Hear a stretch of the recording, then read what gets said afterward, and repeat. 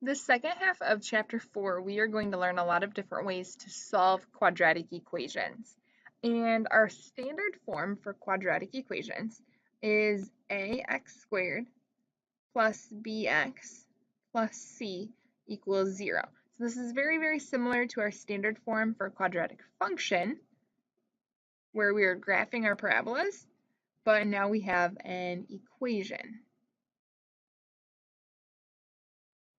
So again, standard form of quadratic equations right here.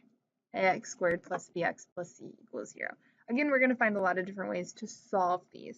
Our first method that we are going to use to solve quadratic equations is by factoring.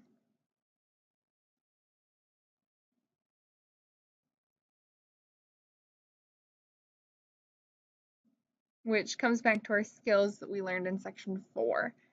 All right, so our first example here, example 1a, solving by factoring. Let's solve the equation x squared minus 3x minus 18 equals 0.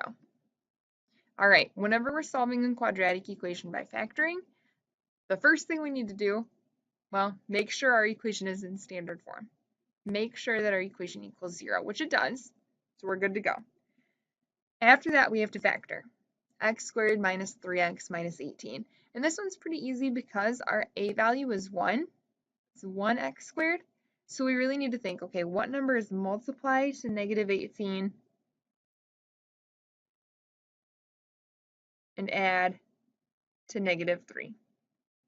Okay, my options are 9 and 2, 6 and 3. If I have a negative 6 and a positive 3, that works. So since it's negative 6 times positive 3, and it's ax squared here, 1x squared, my factors are x minus 6 times x plus 3 equals 0. All right, let's think about how I'm going to solve this now. I have two things multiplied together to equal 0. And if I have one number, whatever it is, times 0, doesn't matter what that number is. It could be 82 million. 82 million times 0 is still 0. So once we get here, I want to find when is each factor equal to 0.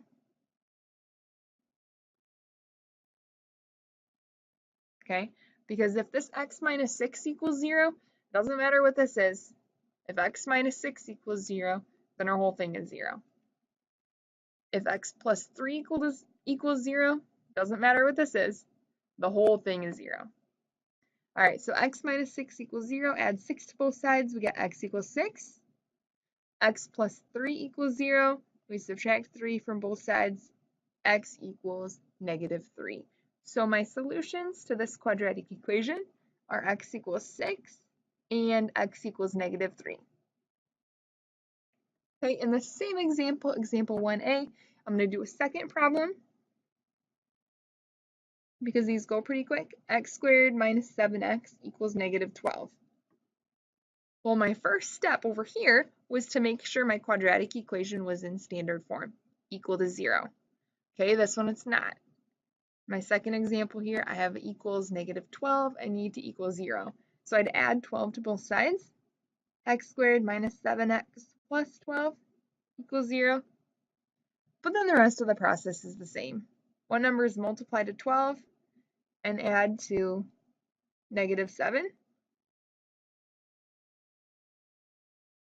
Negative 4 and negative 3.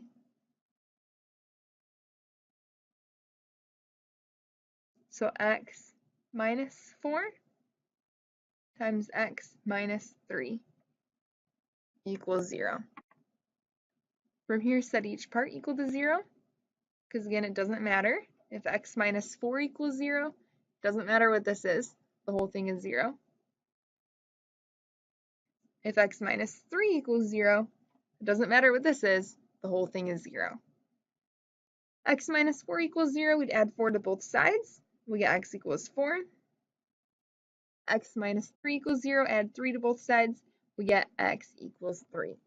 All right, so this is our strategy for solving by factoring. Okay, and I'll write out my steps here too. just in case this is something that would help you. So our first step,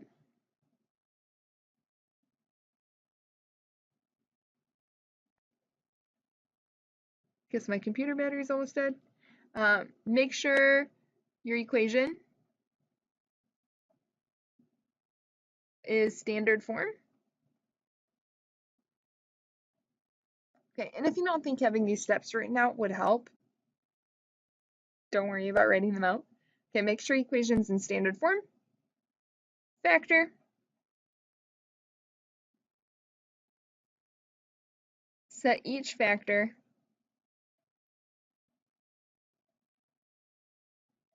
equal to 0 and solve.